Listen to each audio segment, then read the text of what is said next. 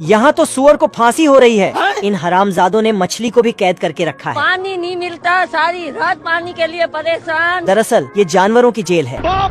ये दोनों शुगर तो जेल में पत्थर तोड़ रहे हैं। कंगारू पेट से है इसलिए पत्थर नहीं तोड़ पा रही है। मारो, हमको मारो। तभी इसका बच्चा निकल कर ये हाथी आराम कर रहा है, लेकिन बेचारा चूहा पत्थर तोड़ रहा है। आज कमाएगा तो कल बैठकर खाएगा। ये भेड़िया जेल में अम्मा जान से छेनी हथौड़ी मंगाता है और काम पर लग जाता है।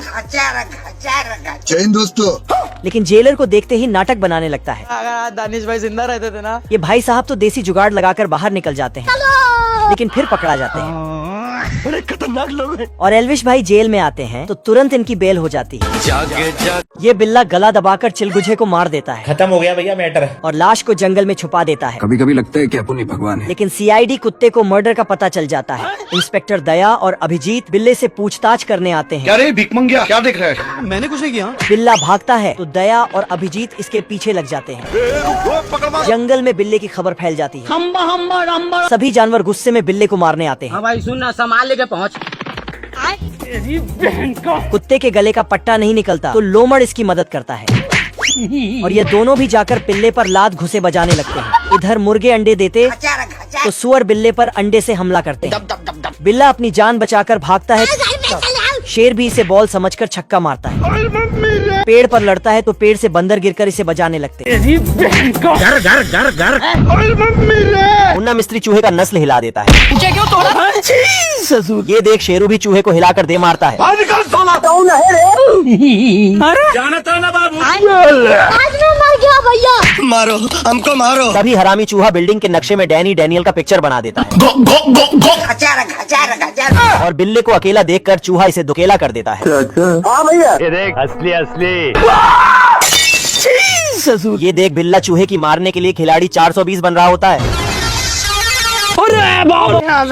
पर चूहा तो इसे कबाड़ी 420 बना देता है। वो गया कहाँ है बे? ये देख शेरू इसका टेटवा पकड़कर ऊपर भेज देता है। जा पूछ के। अभी साला ये हरामी बिल्ला गैस बिल्डिंग से चूहे का छेद बंद करने के लिए दौड़ा लेता है।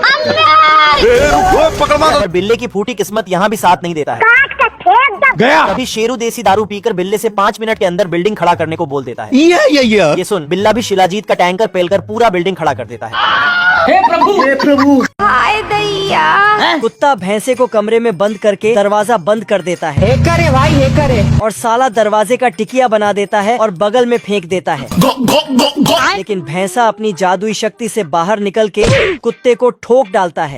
तभी वहाँ पर द्रुपी आ जाता है और सोए हुए कुत्ते के हाथ से लाल दुपट्टा लेके निकल लेता है। रोम रोम भाइयों। और जाके जग्गासांड से बोलता है, लेकिन भैंसा इसको लात से लतिया देता है। लेकिन साला द्रुपी इसको फिर से 1v1 कस्टम खेलने के लिए बोलता है। लात खाने के बाद द्रुपी रोने लगता है। मारो, मुझे मारो। और अपनी क्रश को बुक में याद करता है। क्या माल है यार। लेकिन सांड इसकी क्रश का पेन से दाढ़ी मूंछ बना के हंसने लगता है। ये सब देख द्रुपी का पारा हाई हो जाता है। अच्छा बेटे, टिकटॉक ये हो। और सांड को बिना साबुन के ही धोने लगता है। और सांड आके उसी कैक्टस पे गिरता है। कुछ दिन बाद द्रुपी अपनी क्रश से मिल ही जाता है। गाजर खेत से निकलकर अपने बच्चों को जगाती है। उठ जा। लेकिन एक गाजर तो बहुत छोटा था। ये केला भी अपनी खाल उतारकर ठंड में नहाने जाता है, लेकिन अपने ही छिलके पर फिसल जाता है। ये प्याज भी फूल पर बैठकर नदी के उस पार आती है, लेकिन इसकी खुशबू से फूल भी मुरझा जाता है। मैंने कुछ नहीं किया। प्याज गाजर के बच्चों के पास आता है तो इसकी बदबू से मटर भी छिलके में घुस के चैन बंद कर लेते हैं। बदबूदार प्याज को सब दूर भगाते हैं, जिससे उदास होकर प्याज रोने लगता है। तभी यह मोहतरमा आती है, लेकिन बदबू के कारण तभी एक इल्ला बोल जाए बब्बा की। सभी फल सब्जियों पर हमला कर देता है। साले को छोड़ूंगा नहीं। और मोहतरमा को खाने ही वाला था। तभी प्याज और इल्ला के बीच खतरनाक 1v1 फाइट होती है, लेकिन इल्ला प्याज के बदबू के सामने टिक नहीं पाता।